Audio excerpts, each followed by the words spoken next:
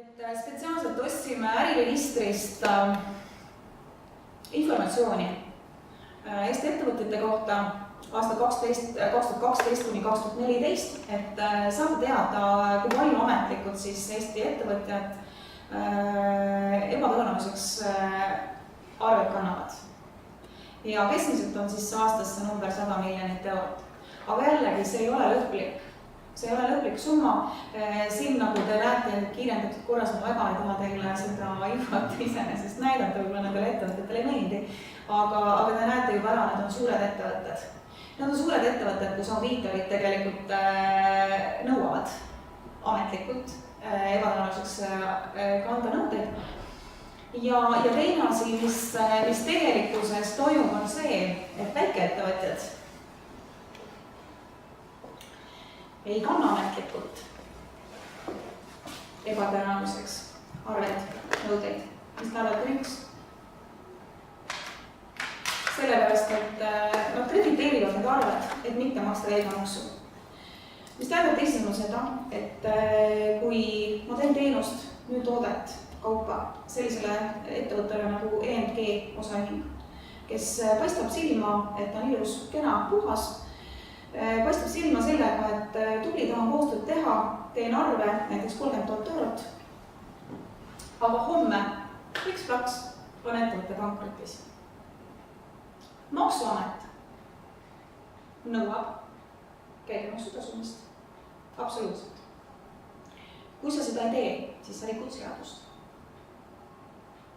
Ehk siis ma olen kaotanud netokulu selle peale, mis ma tegin selle ettevõtte teenindamiseks, selle toote kauba müügiks, pluss ma kaotan ka selle käibemaksu. Ehk siis, millest järeldub 100% selliste ettevõtete pärast võlausaldajad peavad kandma kahju. Seesama EG ja tema endine ettevõtte Rahva Kinnisvara, mul on au olla ühe suure ettevõtte juhi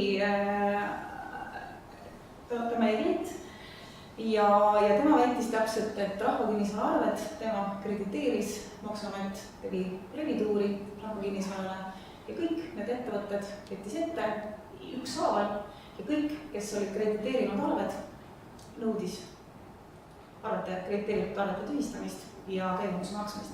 Maksuameti väide sellele on see, et see on ettevõtja hoolsuskohustus jälgida, kellega me koostööd teeme. Aga siin tekib jälle teiselt poolt nagu küsimus, et tore, mina tahaks ka olla väga hoolikas.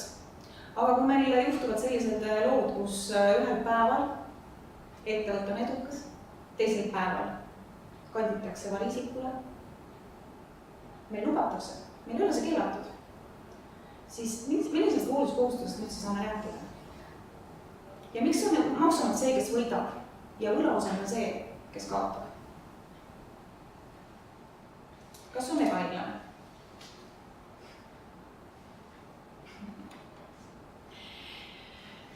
Nii, jah, meie emaettevõtte Credixi võlanõude portfellis on ca 200 miljonit eurot väärtuses lootusetuid nõudeid.